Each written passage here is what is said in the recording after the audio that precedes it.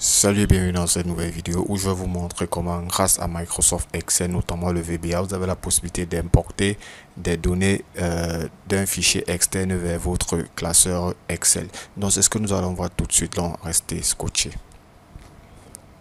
Ok, avant de commencer, avant vraiment de rentrer dans le vif du sujet, si vous êtes débutant sur Microsoft Excel ou alors si vous souhaitez augmenter votre niveau de compétence en entreprise grâce à Microsoft Excel, alors n'hésitez pas à me contacter de préférence sur WhatsApp via le numéro suivant, le plus 237 682 37 73 33.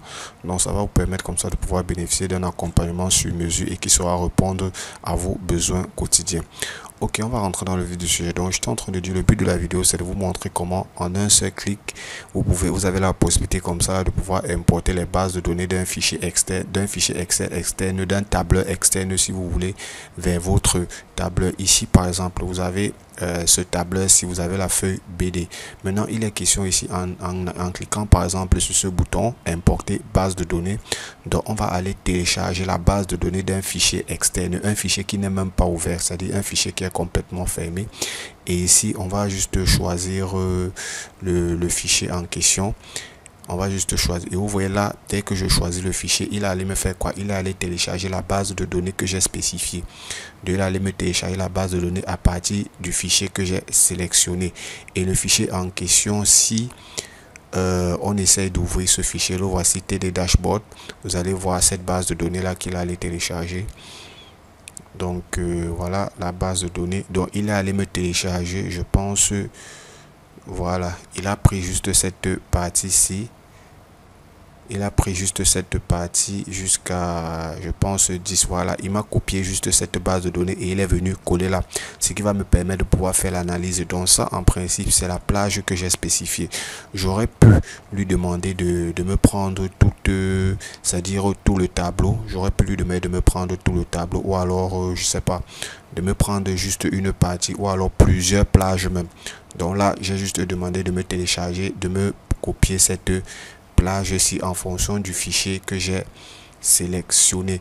Donc en gros c'est un peu, ça sera un peu ça l'objectif de notre vidéo. Et maintenant à partir de là, vous avez la possibilité de faire bien sûr l'analyse de votre base de données à votre guise. Donc sans plus tarder, comme je disais là, c'est vraiment à partir du VBA. Sans plus tarder, on va essayer de reprendre tout ça. Donc ce qui s'est passé, c'est quoi? C'est que j'ai créé comme ça un nouveau classeur. Et c'est dans cette plage-ci que je vais aller importer mes données. Donc je veux les informations à partir de d'une base de données, mais moi j'ai pris à partir d'une base de données. Je vais prendre les informations sur les vendeurs, l'âge et le sexe. Donc je vais par exemple renommer ceci. Je peux appeler ça BD importé. Je vais appeler ça par exemple ça BD import, c'est-à-dire la base de données qui a été importée tout simplement. Donc je vais l'appeler ainsi.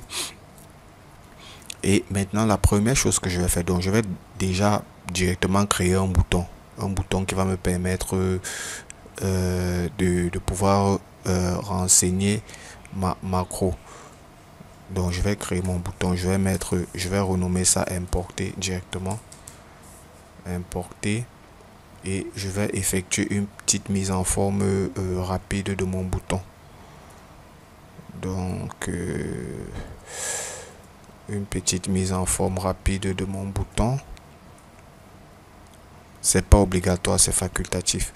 Ok, donc voilà mon bouton que j'ai essayé de mettre en forme. Donc ce qui va se passer, c'est quoi? C'est que lorsque je vais cliquer sur ce bouton-ci, dans un premier temps, avant de m'ouvrir la boîte de dialogue, si la plage sur laquelle je souhaite importer les données contient par exemple des informations ou alors oui des données à l'intérieur, il va d'abord me formater cette plage.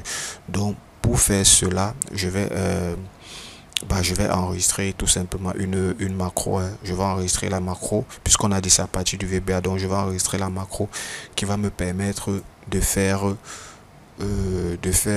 tout cela. Donc le nom de ma macro, je vais l'appeler puisque tout ça, ça sera dans une même macro, je vais appeler ça importer. Importer BD. Base de données.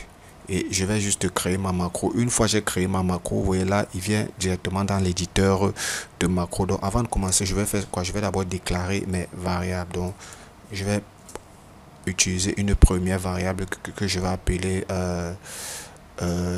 fichier. Je vais vous expliquer la variable as workbook. Par la suite, je vais sélectionner une deuxième variable que je vais appeler le classeur, c'est-à-dire le classeur ou le classeur que je vais ouvrir as workbook également. Ici, pardon, c'est plutôt as variant, puisque ça sera ouais, c'est plutôt as variant là. Voilà. Donc j'ai mes deux variables ici maintenant. Donc la première chose que je vais d'abord commencer, c'est comme je disais tantôt, je vais essayer de vérifier cette plage ici pour voir si elle est vide. Je vais même pas chercher à savoir si elle est vide ou pas. Donc je vais juste la formater dans un premier temps. Donc à partir de C6 jusqu'à, je sais pas, E1000 peut-être, E1000 ou bien E2000. Donc jusqu'au bas. Donc je vais prendre cette plage là que je vais essayer de formater. Donc je vais prendre dans ce classeur, je vais chercher la feuille, je pense que c'est la feuille BD import. Voilà, c'est la feuille BD sheet.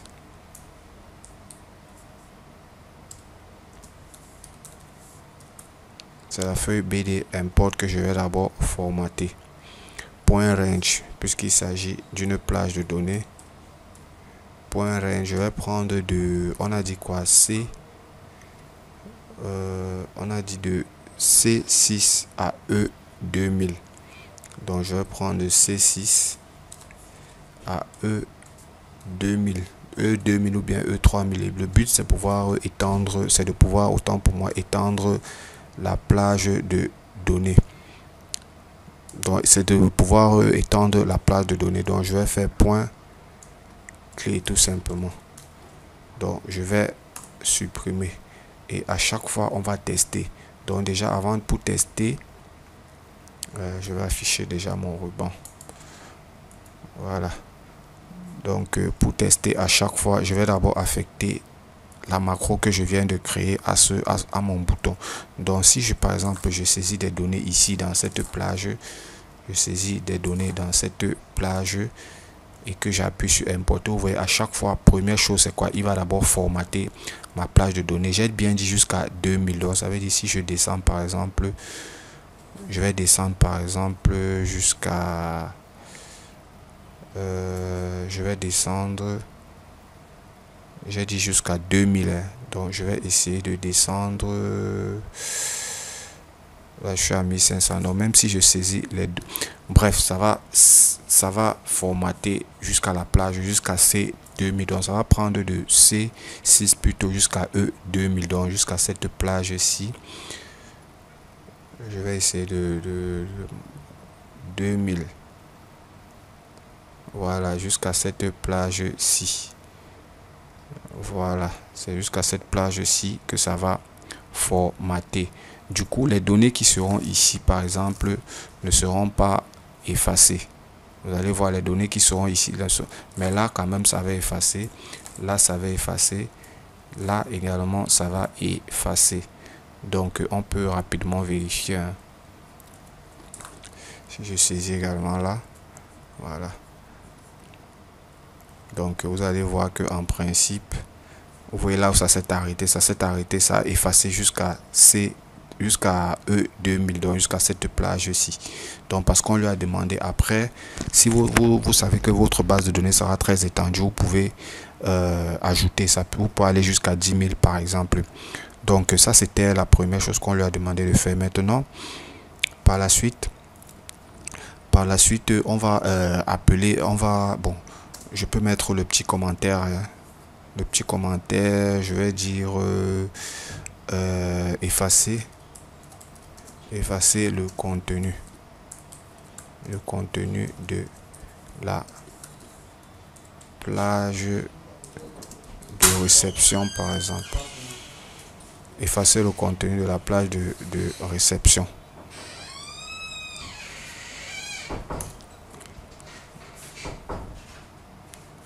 Donc je vais lui demander d'effacer le contenu de la plage de réception. Et maintenant ce que je vais faire, c'est quoi? C'est que je vais maintenant, lorsque je clique sur le bouton là, je vais ouvrir une boîte de dialogue qui va me permettre de sélectionner mon fichier. Donc pour ça, je vais déclarer ma variable fichier en utilisant la fonction application.getOpenFiles. L'application.getOpenFile, et dans le .getOpenFile, il va falloir que je paramètre cela. Donc si je clique là, vous voyez là, il m'ouvre la boîte de dialogue. Maintenant il va falloir que je paramètre cela, notamment avec le titre et les filtres. Donc on va juste commencer on va juste prendre le titre parce que c'est facultatif bien sûr. Donc je vais juste prendre le titre, entre parenthèses, je vais mettre title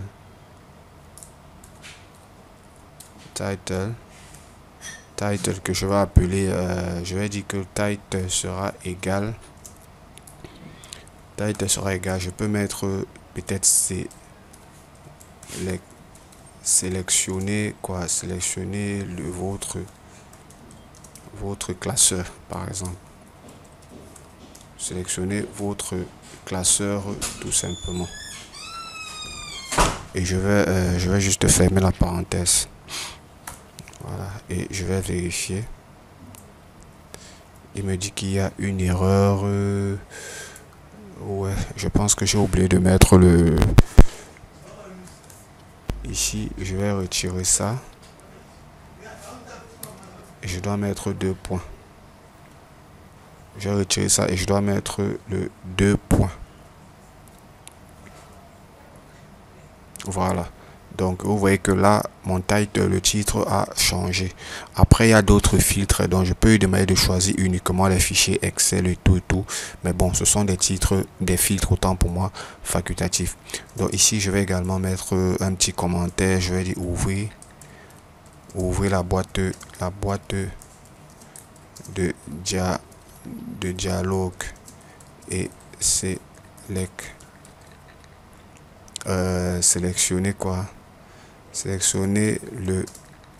le classeur. Voilà,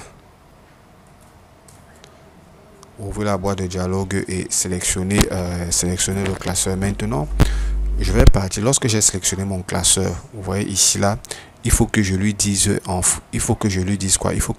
réalité, lorsque j'ai sélectionné mon classeur, il faut que je lui dise en réalité, au cas où il me sélectionne un fichier, donc au cas où il ouvre un fichier, enfin au cas où il sélectionne en fait un fichier, voilà l'action qu'il doit faire en fait. Donc au cas où il sélectionne un fichier, donc dans le code ici, je vais dire if fichier différent de false.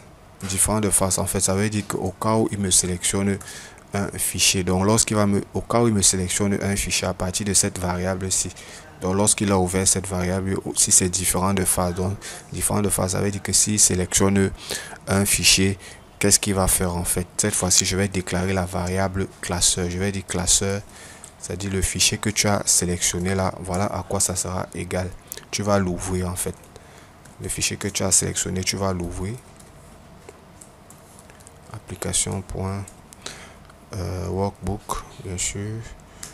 .open, tout simplement. Open. Et maintenant, open, il va ouvrir quoi en fait? Il va ouvrir ce contenu-ci. Ce contenu qui sera quoi? Ce contenu-ci qui sera cette variable fichier. Tout simplement. Et je ferme ma parenthèse et je mets ouvrir fichier select, le fichier sélectionné tout simplement. Donc c'est cette variable ici. Je vais vérifier également. Je vais cliquer sur importer. Ok, là bien sûr j'ai fait le if sans faire le nif.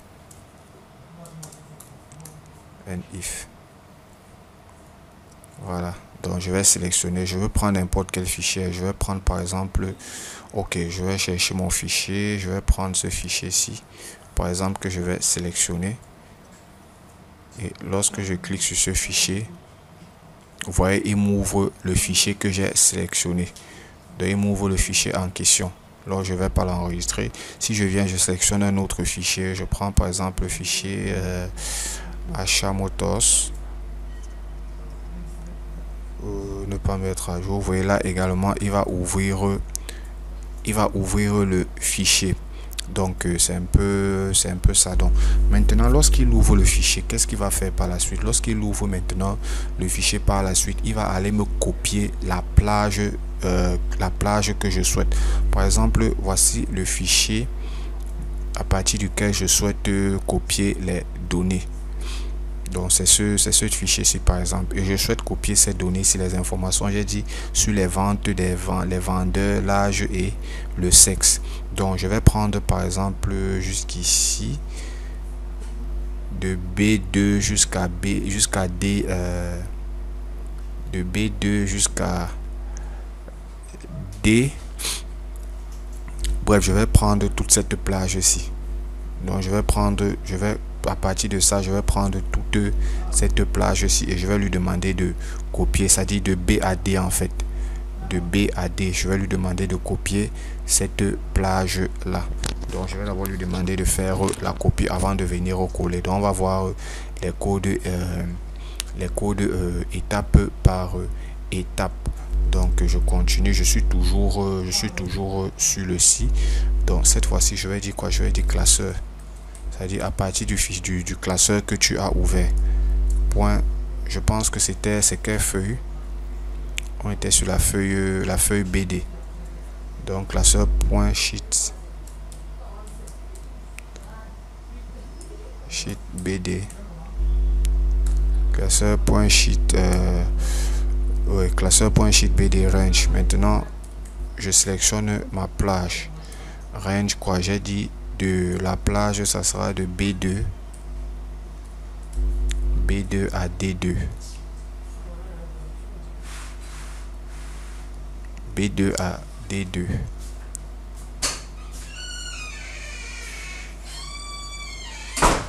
Non, pas D2. Pas D2. Si je prends par exemple B et D, je vais juste essayer quelque chose. B et D. Et je ferme après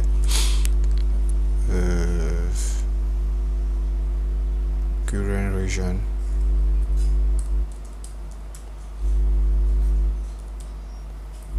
Current region point copie. Voilà. Donc je vais juste essayer un petit quelque chose pour voir ce que ça va donner. En fait c'est le code exact, mais je vais juste expérimenter. Sinon je vais compléter le code correct. Donc je pense que c'est ceci là. Voilà, effectivement il me met un petit message. Voilà, c'est bon. Donc si je viens, j'ouvre ma feuille. Ah ok, il a pris tout le tableau en fait. Il a pris tout le tableau, mais je ne veux pas qu'il prenne tout le tableau. Donc je vais refaire mon code. Donc là il a plutôt pris tout le tableau, mais je ne souhaite pas qu'il prenne tout le tableau. Je veux qu'il me prenne à partir de B2 jusqu'à D. Les informations vont d'où? Jusqu'à D. Bon, on va pas prendre, on va s'arrêter par exemple à D20, donc sur la ligne 20, pour ne pas aller un peu plus loin. Mais maintenant ça va dépendre en fonction de ce que vous avez. D20 point copie,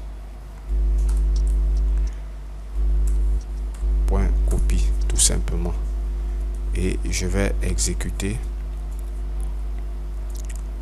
Je vais l'exécuter là. Le fichier il est où? Le fichier il est, je pense que c'est là, celui-là. Voilà, je pense que je vais voir s'il a copié. Oui, il a bel et bien copié. Vous voyez qu'il m'a copié cette plage-ci. Donc maintenant qu'il a copié, je vais lui demander d'aller coller. Non, il va venir coller ça, ou il va venir coller ça dans cet emplacement-ci. Donc à partir de C6, il va venir faire le coller. C'est un peu comme si vous étiez en train de faire un copier-coller.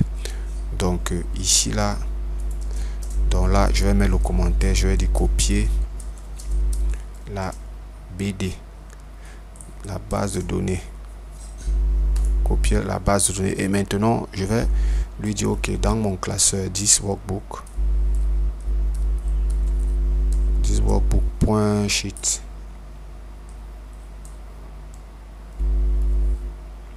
je spécifie la feuille.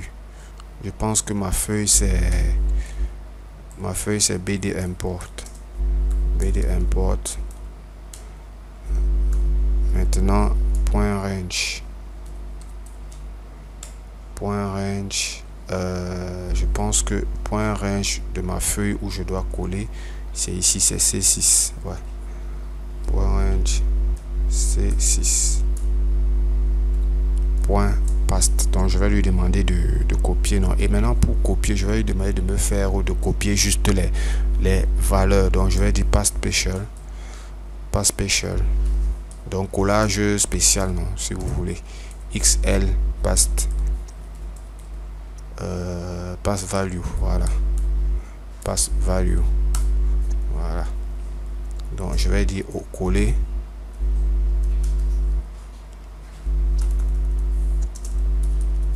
Coller les valeurs de la BD. Coller les valeurs de la BD. Et on va voir si ça marche. Je crois que c'est ça. Voilà. Vous voyez là, il m'a bel et bien collé. Il a allé rapatrier les informations et il m'a fait un collage spécial. Il a collé juste les valeurs. Donc je peux reprendre. Et vous voyez que lorsque je clique déjà sur importer, avant de sélectionner le fichier même, il m'efface d'abord la base de données. Donc voilà. Il a donc jusqu'ici là, je pense que jusqu'ici là c'est bon déjà, hein. C'est bon. Mais maintenant, ce qui va se passer, c'est quoi? C'est que lorsqu'il colle, vous allez remarquer que dans le fichier d'origine, la sélection, la copie est toujours activée dans le presse-papier. Donc la copie est toujours activée dans le presse-papier. Donc je vais désactiver ceci. Donc je vais désactiver la copie là, parce que ça peut nous pénaliser. Donc je vais désactiver la copie là. Donc là c'est presque terminé avec le code. Donc je vais désactiver la copie. Maintenant, avant de désactiver également, je vais lui demander de fermer le classeur. C'est aussi important de fermer le classeur d'origine. Donc il me ferme le classeur où on a importé, le classeur où on a importé les données. Donc je vais juste lui demander de fermer ce classeur. Et maintenant ici là, après le NIF ici, je vais demander de désactiver, c'est-à-dire application, la copie. Non, qui désactive la copie. Point code copy mode. Code copy mode égale false. Voilà, égale false. Donc ça c'est un détail. Je vais mettre le commentaire désactiver la copie. Voilà, ça c'est pour désactiver la copie. Et voilà, on va tester pour voir si ça marche. C'est où? C'est dashboard. Voilà. Maintenant, vous voyez ici là, il me demande d'enregistrer le fichier dashboard. Pourquoi? Parce que le fichier dashboard, lorsque je l'ai ouvert, comme il contenait des macros, vous voyez, comme il contenait des macros, et sûrement il s'est dit qu'avec la macro automatiquement il remarque que vous avez fait des modifications. Donc là il me demande de l'enregistrer. Donc je vais juste cliquer sur ne pas enregistrer. Mais si c'est un fichier simple, il va se fermer, il va juste se fermer simplement. Donc là le fichier, vous voyez que le fichier dashboard a été fermé. Et maintenant vous allez remarquer quelque chose. Parfois lorsque vous activez, vous lancez une macro, vous allez voir quelque chose. Voilà, donc vous avez l'impression qu'il y a certaines, vous avez comme des flashs en fait, les flashs qui sont comme des opérations qui fait. Maintenant je vais lui demander de désactiver ça, qu'il ne me montre plus ces flashs là. Donc les flashs d'ouverture, de copier, coller, fermeture, non. Je vais lui demander, c'est vrai que ça ne dure pas ces 2 secondes, mais je vais demander à Excel de désactiver ces flashs là. Donc pour lui demander de désactiver ces flashs, je vais tout venir ici, je vais faire application. C'est un peu comme les rafraîchissements d'écran. Voilà, c'est ça, les rafraîchissements d'écran. C'est le thème que je cherchais. Point screen updating égale false. Égale false, tout simplement. Et je vais prendre les deux ici. Je vais copier. Je vais mettre ça là au départ quand même. Je vais mettre ça là au départ. Là, je vais mettre true. Et ici, je vais mettre true. Voilà. Même pas. Voilà, c'est bon là. Ok. Donc ici là, je vais dire c'est désactiver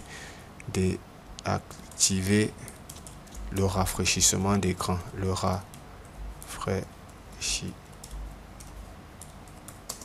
désactiver le rafraîchissement d'écran. Donc je vais lui demander que je ne veux pas voir le rafraîchissement d'écran. Donc là c'est à false. Donc à true, vous savez qu'automatiquement ça sera activé. Donc on va juste vérifier, hein. On va vérifier. Le seul quoi qu'on aura, ça sera le message d'enregistrement. C'est le seul quoi qu'on aura. Qu'est-ce que je fais? J'ai mis un trou au départ.